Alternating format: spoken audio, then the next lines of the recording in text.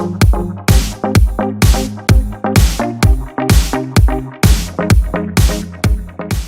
guys, it's Renee. So today's video, what I decided to do was some makeup products that when I first used them, I didn't really get the hype. I wasn't really that impressed, but over time in using them, I've sort of found a bit of a groove and I've actually really started to enjoy them. So they're products that I've really changed my mind on that initially I didn't really enjoy, and now I actually really quite like them. So I thought this might be useful, so definitely leave in the comments down below if there's any sort of makeup items or products that you have rediscovered and that you have fell in love with, and let's get right into it. I'll go over the first product, and this is really super hyped, especially here on YouTube, and it's a blush by Nars called Orgasm. Now, I mean, this is probably one of the very first blushes I purchased, and it definitely is one of those first blushes that you hear a lot about on YouTube because a lot of different people talk about this as the must-have go-to blush. So as you can see, it's this very standard kind of medium pink, and it has a sort of duochrome gold glitter fleck through it. I mean, for the first while that I actually used this, I really didn't get the hype of it. I didn't particularly enjoy it. I didn't really notice a wow factor. I really didn't get it. And it wasn't until sort of using it quite a few times, using different brushes to apply it, that I've actually really enjoyed this product. And it is a blush that I wear quite frequently. I do have it on my cheeks today. And the nice thing about this blush as well, because it's got that gold sort of chrominess to it, gives a little bit of a highlight to the cheeks without being too over the top, but it just gives a really beautiful glow to the cheeks. Once you actually get through that first layer, because there seems to be, I've found since I bought this, there always seemed to be sort of a layer of hard pan on this, and it wasn't until using it a few times and being able to really pick up the true color of the blush that I actually started to appreciate it. Now onto the next item. This is from MAC, and it's an extra dimension skin finish indefinitely defined. Now this was part of a limited edition collection. I'm not entirely sure which one, but it was quite a few years ago now. It has that double color to it, so you've got sort of more of champagne gold, and then you also have this, it's sort of like a darker bronze slash with a rose gold, kind of like a pinky highlighter. It's a really hard color to describe, but it is really unique. I don't have any other highlighters that are this type of color. I first purchased this, I tried to apply both of the highlighters together, and I didn't like how it came across on my skin. I have always tried to use this lighter highlighting shade, but it's never really impressed me. It just sort of seems like a really standard, really white, bold highlighter. Nothing super fancy for me, but this darker color is definitely the star of the show. But when I initially bought this, again, I sort of found that this had sort of like a hard pan to it, where whenever I'd sort of put, especially my really fluffy light highlighting brushes over the top, it wouldn't really pick up enough product to kind of show on my cheeks. So it just seemed like a flush of highlight, but nothing special. It wasn't until I did the same process with getting a harder brush and really scratching at that top color that it seemed to sort of soften the product enough so that I can use a brush now to pick up enough product to sort of really show up on the cheeks.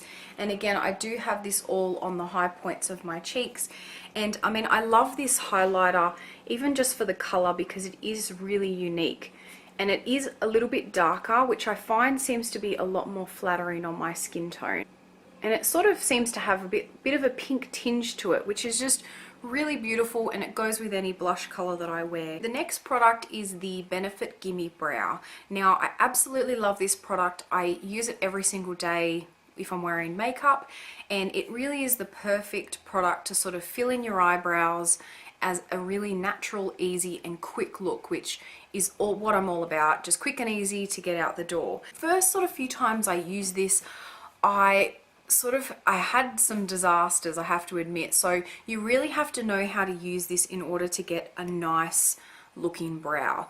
So if you were to pull it straight out of the tube and apply it as is, there is just way too much product on here to evenly distribute it, and you will end up with literally a humongous just brown mark on your eye. Like, you'll end up with a massive streak, and it'll just be very disastrous. So the one thing I always do once I've pulled it out is I pull all the excess off the top, and the way that I do it is I sort of hold it at an angle and I just turn it, and it kind of puts the product more so back into the tube, so I'm not wasting anything.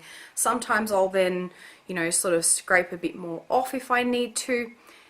And I mean, I've had to do that from day one. I think as you use the product more, you won't need to do that as much, but just the way that the bottle is shaped and the way that you pull this out, if you apply it as is, it just does not work.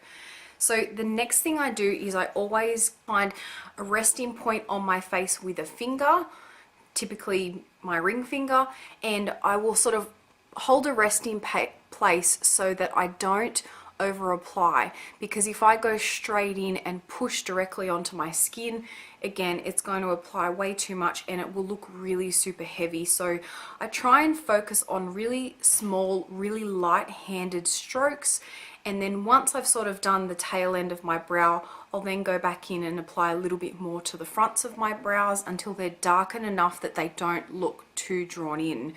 And I find a lot of the time I don't have to dip back in at all. There's definitely enough to do both eyebrows. If you're like me and you know you want hassle-free eyebrows, it's definitely something I recommend. On to the last item, and it is actually a makeup brush. So it is a travel edition from the limited edition, I think it's the Proenza Schouler line from MAC, and it's the 129 SE, I believe, the travel size brushes. Now, the reason I picked this one up is because I have the full size MAC 129 brush and I absolutely love it. I have had this for a really long time. I mean, it'll be close to 10 years now, and it is absolutely perfect. It is a brush that I use multi-purpose, which I've always loved. I use it for bronzing. I can also use it for contouring.